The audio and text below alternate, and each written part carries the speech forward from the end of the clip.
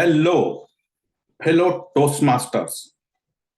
Welcome back again. So, continuation of the previous episode, we understood what is leadership and how all it was started. So, I try to provide some kind of timeline from wherever our humanity we can record till now. And we know the future is AI. So, in this chapter, we will go with the more technicalities of the leadership. So, what are the common types of leadership? So, let's see. According to Wikipedia and according to Project Management Institute, they have published certain types of leadership styles and the attributes of them. So let's see what are them. So following are the types of leaderships. First, autocratic, transformational, coaching, democratic, transactional, bureaucratic, and if you are the agile project person, then you must know this. There's a servant leadership style. So the name contradicts, but it's called a servant leadership style, and we will go over it more. And not the least, there are visionary and futuristic leadership styles. So what are the attributes of the leadership?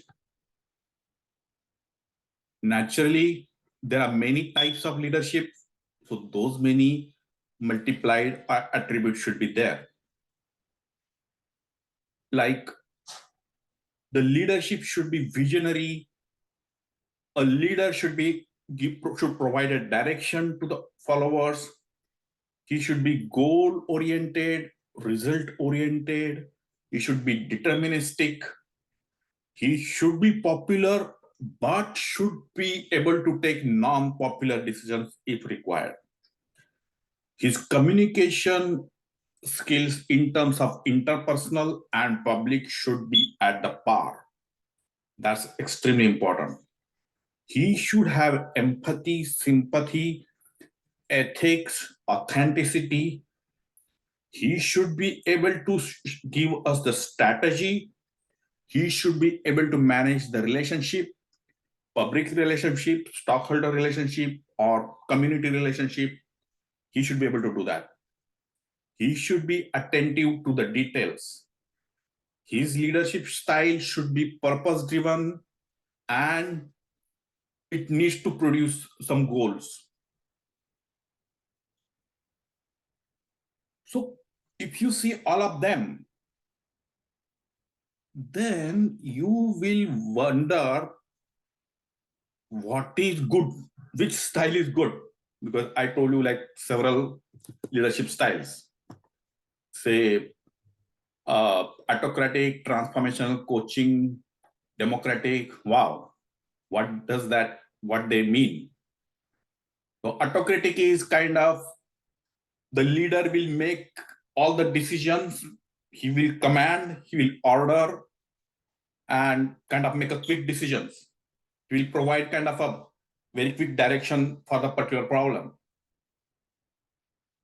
Versus transformational leader, maybe he will exhibit a futuristic vision and he will provide the inspiration to the team, motivation, and expect the best from them. The coaching style of leadership basically focuses on collaboration between the different teams, try to garner the support and help the team to achieve the goals. In democratic leadership, so it's like consider like a president, and there are two groups. So what president does, takes two opinion, matches them, go. So he will make them talk, fight, storm, norm, whatever they do, and then he will put his final vote. So the teams are participated and the leader makes the final goal or final vote.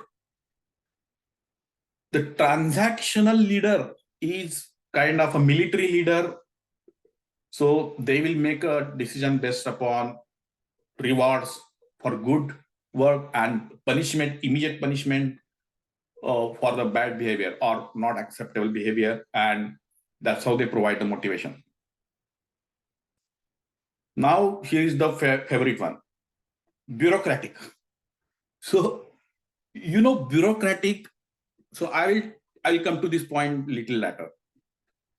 Let me cover the probably next one also. I'm going to come later. So bureaucratic, I will come to later, and let's talk about servant leadership. So it's a basically agile project management concept and mostly popularized very recently, because earlier it was not that way. It was not coined that way, but it was used that way. But it's more on the agile project management side. So we'll talk about that later as well. Okay, so which one is good? That's the question, right? I mean, I gave you like overwhelming number of leadership styles and the attributes. Which one should be good? Well, that depends upon the situation. Leader must come to and grow himself depends upon the situation. He cannot say, that's the difference between the dynamic leadership and the bureaucratic or static leadership. So static leadership means, okay, you are defined. You have been defined by the guardrails and you go with that. So there are few applications for that, but not all. Very, very few specific applications should be there. So bureaucratic or static leadership means you follow the exact path and that's it. You will say, okay, this is what been provided, you are doing it. And it has its own use cases. What is dynamic? Dynamics means you will rise to the situation. Consider the situation happened in this, let's see, this century. Start of this century, we face almost catastrophic incidences. 911, Hurricane Katrina, tsunami, name them. So those were which we were not even thinking about it or never anticipated. What kind of leadership are you going to say? You have to rise to that situation and handle the thing as required by the situation. That's the right answer. The previous century, we see there are like two big wars we fought. Nowadays, people give the temperature to the wars. Like we fought, I mean, because latter part of the century, they said it's a Cold War. So let's say the first part of the century, of the previous century, those were two hot wars. The hot wars, we know what was the purpose. Like first war basically started with the occupation of the territory and who will govern the commerce. And the next part of the war was basically because why the first one happened. So that's why second one happened. So the leaders rose to the occasion. They learned the lesson. So latter part of the century, most of the century, we just fought a Cold War. Cold means, okay, they didn't fight, but okay, they just made the situation. They made a scenario for us. So the leadership was understood. Okay, we are playing with the nukes. We don't want to do that, right? So the same situation. Now, currently, we are fighting some kind of war in Russia. Probably, we don't know what kind of temperature we have to associate with it, because we really don't know who's fighting what war and what's the purpose. That nothing is true or nothing is clear. So take the jokes apart. So we have to, leadership needs to rise up to the situation. So you have to be autocratic or you have to be transactional or you have to be coaching, depends upon what state of the situation is and what is the occasion. So strictly confined to the corporations, because we don't want to go to the like a global leadership, which we'll talk later for a few minutes. But if you decide only the corporate leadership, so that means we are talking only from the project's management perspective. So let's see how we can apply the leadership. So here, project manager and leader is generally considered as a one. And we generally think from that perspective. But clearly, those are two different situations. Project manager manages the project from the operational perspective. So he thinks only from the project and what's good, bad, or strategically in the framework of the project. His leadership will be confined to the framework of that particular project. But if you are a dedicated leadership that's above it, which will look for the strategy, vision, and more than that, because that's the purpose of the pure leadership. So what is dynamic? We understood static. Static means there are guardrails and set up processes, tasks, tools, and technologies, and you follow that. In terms of dynamic leadership, here are the thoughts. Every dynamic leadership also follows the guardrails and rules. It's not like they invent the wheel. Whenever the situation comes, they invent the wheel. That's not dynamic. That's not dynamic at all. What is dynamic is the interpretation. How you interpret the rules or the processes or the guardrails. So there are three things you have to consider. Consideration number one, what is the situation? Consideration number two, what is the time? And what third situation is, what is the place? So let's say place, time, and situation. You will see what funny thing I'm talking about. So I'll tell you. So suppose we are in the state of New York, or if you like, state of Florida. So you are taking decision. Okay, the place is same, but what is the time? Or let's say, what is the situation? For example, situation is hurricane is coming, and normal it is. So project manager takes the decision differently. Even the place is same, but situation is different. So if hurricane is coming or weather is coming, or let's say competition is, I mean, those are like, I gave you the situation from mother nature perspective, but you may have like competition is launching the product immediately, and then what you need to do. So those are the situation, and they are not doing it. So your leadership will go based upon what is the situation. So your rules will be applied based upon the situation. You will not be rigid. So that is about the situation. The place. Now, if you are in Florida and if you are in New York, so those are two different places. So you will apply the rules based upon where are you. For example, if you are in Florida, then okay, the shorts are okay because weather is good, weather is humid. But in New York, if you are in winter, you cannot do that, right? The rule is dress properly. If that's the rule, then do you understand the place is important, because which place are you, that will tell you how the dress is important. I mean, what kind of dress is important. So rule says dress appropriately. So in that case, Florida, probably you can be in shorts and like you don't need like a sweaters and sweatshirts or anything, but in state of New York, you may need it. And if you go to Arctic, probably you need more than that, more gears than that. So place is important, situation is important, and time. So the way leaders are taking decisions now, did they took the same if they are 100 years back? No.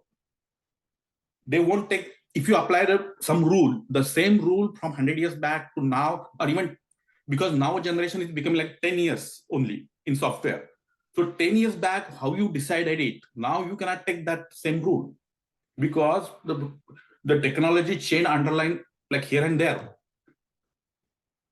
So you have to apply the rule considering what time frame you are in right now, because rules are like defined and you don't change the rules or your framework all the time. You have to apply the rules depends upon the situation. That's how it is.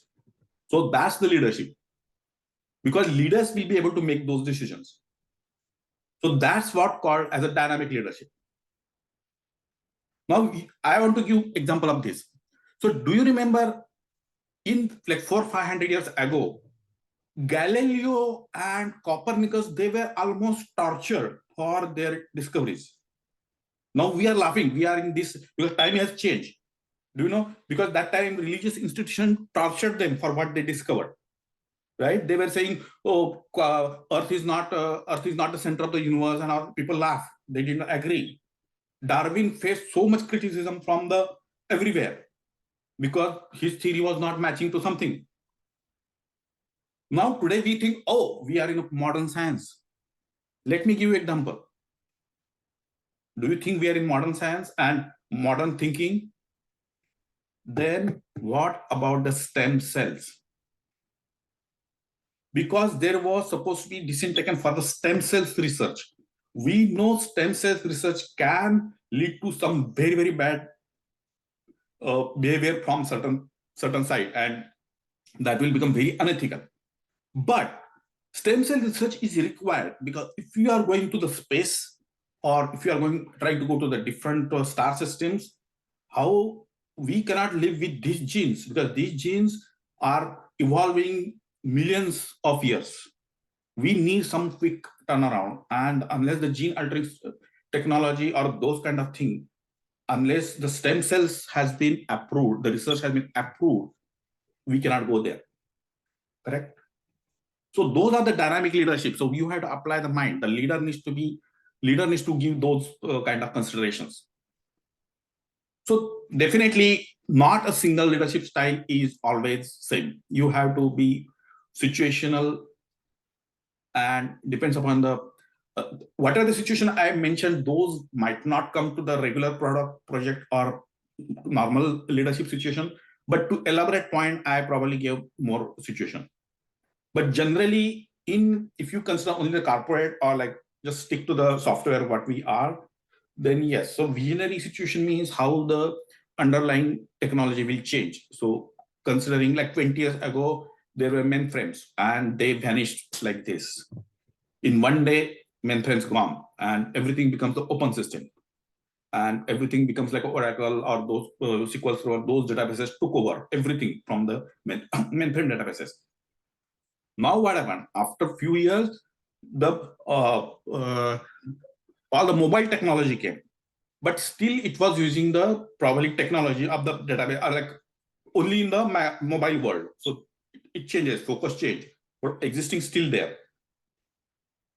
After that, the big data and so many other things came. So they started changing. Even we don't need databases. Like we can live with the files because our data is so huge. They started taking data real time. So that's how things keeps on changing. We cannot believe just 8 years ago, there was one plane took off and after 1 hour vanished and we don't have a clue where it went. Now today, if you say, you know, your truck is on what state, what road, state, or and is it taking turn and what angle, we know everything. But just 8 years ago, we didn't know where the plane went. So how technology went that fast? And today I can tell you, the entire Earth has been covered with the internet. So we will be able to tell where is the plane. So it's not nowadays, it's not tracked between point to point. It will be tracked always.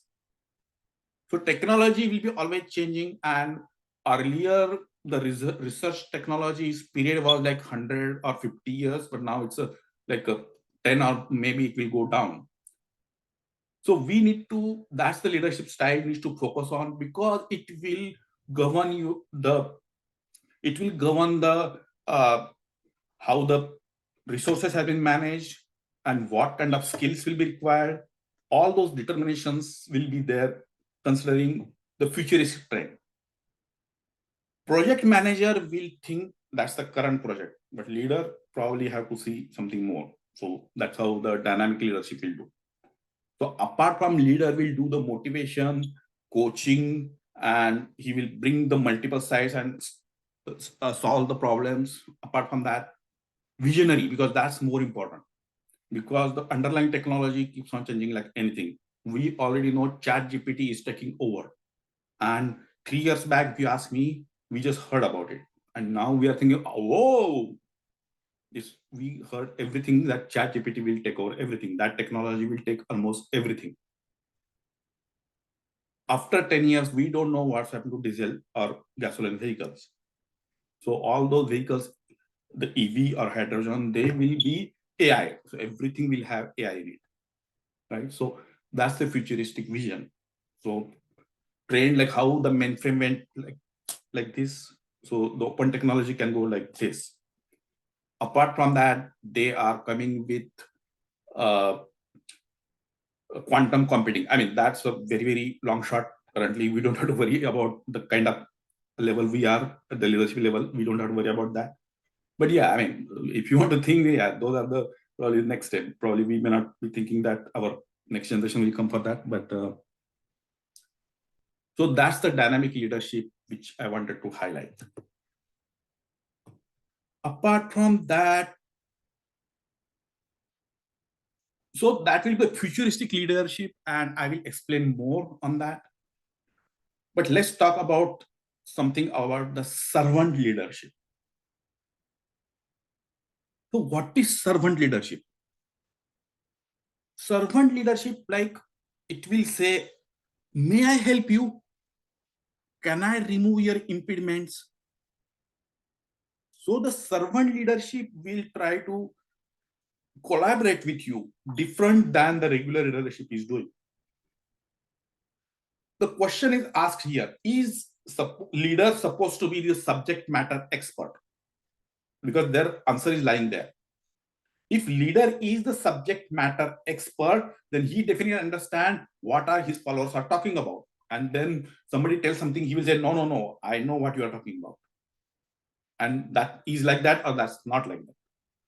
So leader can do even macro management there, more than the leadership it can do. But servant leadership will become like a matrix environment.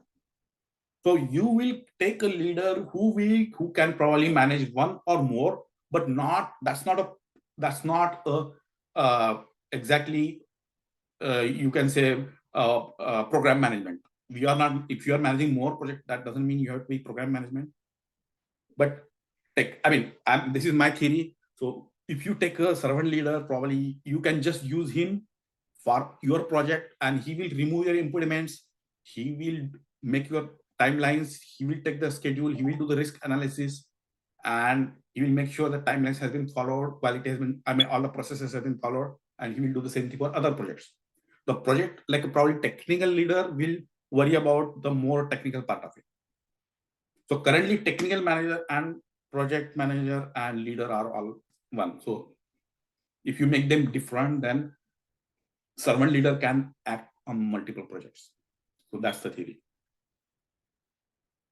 But it's not exactly like a program management. Like because program management also manages the multiple projects, but they do more on the, as I said, they are doing from the leadership style. So servant leadership can act only at that level, project management level, and can manage multiple projects. So it's like you can go to functional, if you consider as a functional organization, you take the subject matter expert, like that's the servant leader is your subject matter expert, or servant leadership is the expert, and then you can use for multiple things.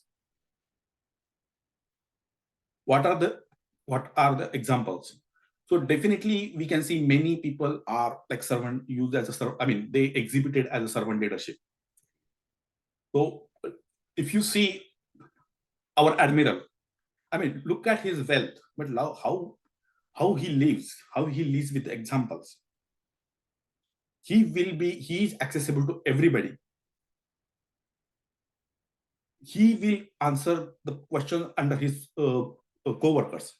He will know, he will sit with you whatever number of time.